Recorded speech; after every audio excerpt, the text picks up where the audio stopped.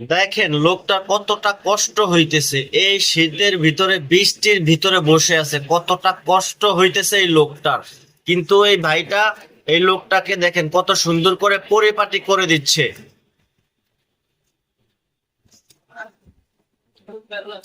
কতটা ভাইটাকে অনেক অনেক সেলুট, অনেক অনেক সেলুট। আচ্ছা, আসলে আমাদের বর্তমানে মানুষের মন মানসিকতা অন্যরকম চেঞ্জ হয়ে গেছে। আমরা মানুষের বিপদ দেখলে এগিয়ে যেতে চাই না।